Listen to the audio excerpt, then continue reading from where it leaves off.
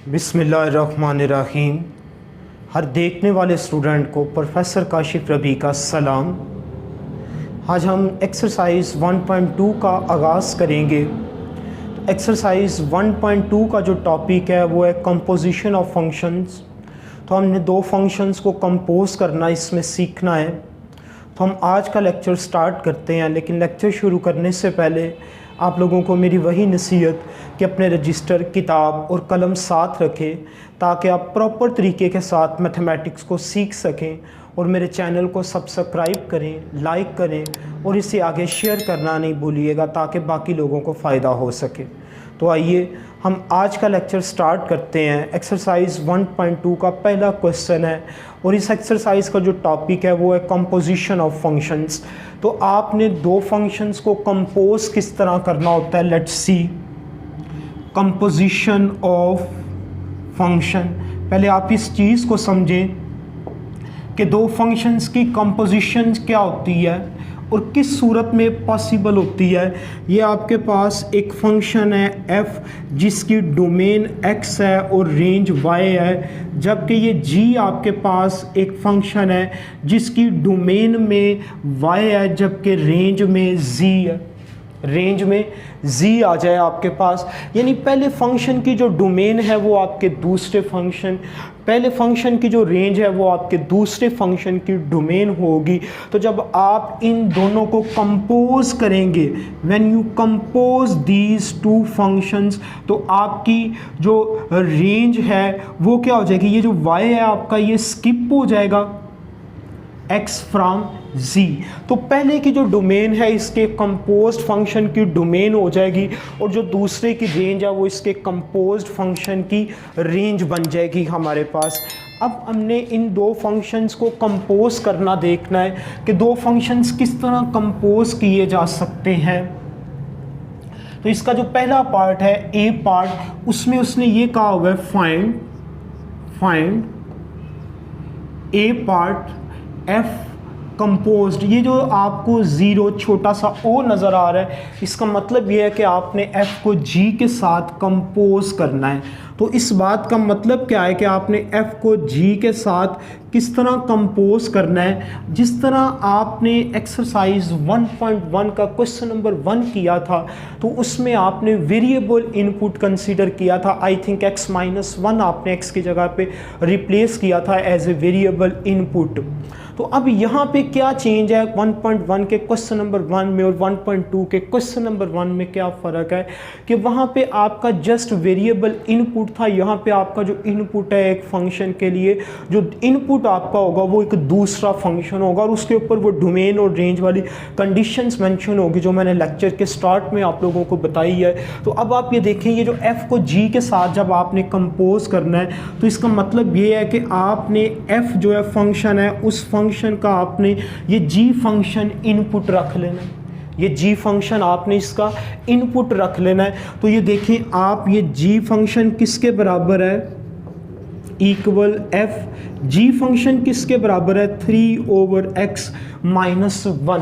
अब इस बात का क्या मतलब है, जैसे आपने 1.1 का क्वेश्चन किया था, पहला क्वेश्चन, तो आपने x की जगह पे 1 दर्ज कर दिया था। बिल्कुल सेम लाइक दैट कि आपने ये जो आपका पहला फंक्शन है इसको 1 कह दें, इसको आप 2 कह दें।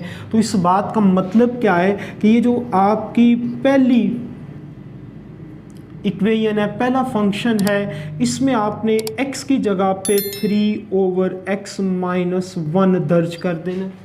इस बात का मतलब क्या है, ये नीचे मैंने लिख दिया है कि अब आपने जो इनपुट लेना है वो फंक्शन आपने एज ए इनपुट लेना है। तो इधर क्या आ जाएगा, f composed with g, this is equal to 2, और ये x है आपके पास, इस x की जगह पे आपने ये फंक्शन इनपुट रख देना है। तो इधर क्या आ जाएगा 3/x-1 एंड +1।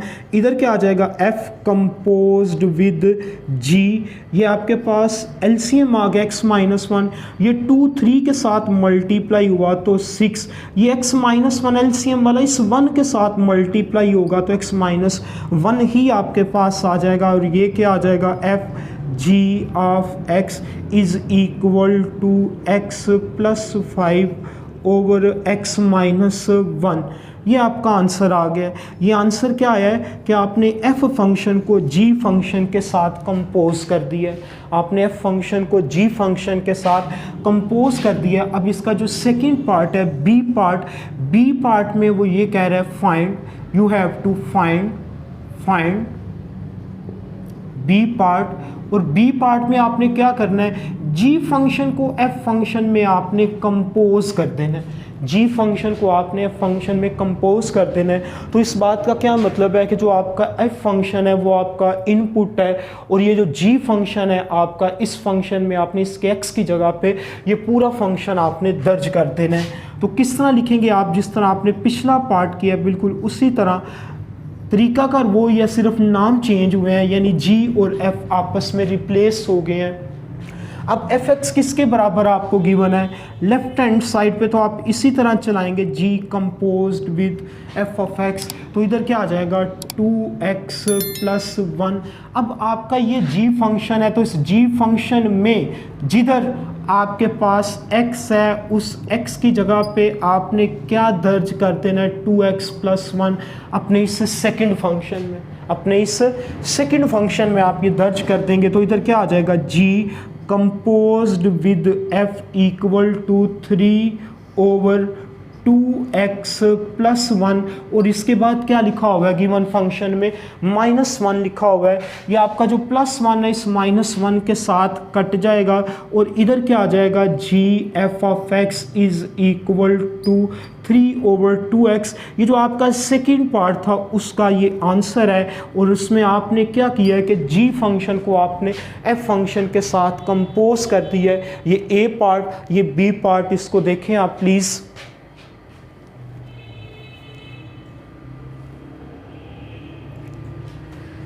तो अब हम इसका C पार्ट करेंगे। C पार्ट में आपने क्या करना है कि f फंक्शन को आपने कंपोज करना है f फंक्शन के साथ। f फंक्शन जो है वो आपका कंपोज हो जाएगा f फंक्शन के साथ। इस बात का क्या मतलब है कि f composed with f of x = f function, और आपने इस f फंक्शन को f फंक्शन के अंदर रख देना है। इसका क्या मतलब है कि आपने x की जगह पे क्या लिखना है 2x + 1 कहाँ पे लिखना है, अपनी पहली इक्वेशन के अंदर आपने इसको दर्ज कर देना है। तो इधर क्या आ जाएगा f composed with f of x = 2 × 2x + 1, और फिर दोबारा जो आगे +1 लिखा हुआ है वो लिख देंगे हम। इधर क्या आ जाएगा f composed with f of x = 4x + 2 + 1, तो ये क्या आ जाएगा f composed with x 4x + 3 आ जाएगा। ये आपके तीसरे पार्ट का आंसर है, ये आपके तीसरे पार्ट का आंसर है। अब आपने इसका चौथा पार्ट करना है। तो चौथे पार्ट में आपने क्या करना है कि जी फंक्शन को आपने जी फंक्शन के साथ कंपोज कर देना है। जी फंक्शन की आपने कंपोजिशन करनी है जी फंक्शन के साथ। ये इसका डी वाला पार्ट है। जी फंक्शन को आप कंपोज करेंगे इधर डी फंक्शन के साथ, ये जी ही रहेगा, और एफ की जगह पे आप जी को रिप्लेस कर देंगे। तो इधर क्या आ जाएगा जी ऑफ x = g, और g ऑफ x किसके बराबर है 3/x - 1। इस बात का क्या मतलब है कि आपने x की जगह पे 3/x - 1 दर्ज कर देना है अपनी इस सेकंड इक्वेशन में। तो इधर क्या आ जाएगा g composed with g of x = 3/3 x - 1 - 1। अब आपके पास ये नीचे एलसीएम आएगा, x - 1 आपका बतौर एलसीएम आ जाएगा g composed with g of x। ये आप इसका एलसीएम लिखे x - 1 3 माइनस, और ये 1 के साथ मल्टीप्लाई हो जाएगा x - 1 ब्रैकेट में हिडन कर देते हैं, और ये जो ऊपर 3 है ये वैसे ही आ जाएगा। अब आप इधर देखें आप कि ये जो x - 1 है नीचे डिवाइड हो रहा है, ऊपर जाके 3 के साथ मल्टीप्लाई हो जाएगा, और नीचे क्या आएगा 3। इस माइनस को आप अंदर मल्टीप्लाई करें तो ये अलामतें तब्दील हो जाएंगी। x जो पॉजिटिव था नेगेटिव कर दिया, 1 नेगेटिव था तो उसे पॉजिटिव कर दिया। तो फाइनल जो आपको आंसर है फिर इसका क्या मिलने वाला है आपके पास, ये ऊपर वाली रकम जिस तरह है वैसे ही लिख दें और नीचे क्या आ जाएगा आपके पास 3 + 1 करेंगे तो 4 - x, ये आपका जो इसका डी पार्ट था उसका आंसर है, डी पार्ट का ये आंसर है। तो ये क्वेश्चन नंबर 1 के ए पार्ट के चारों मैंने आपके सामने कर दी हैं। Thank you very much.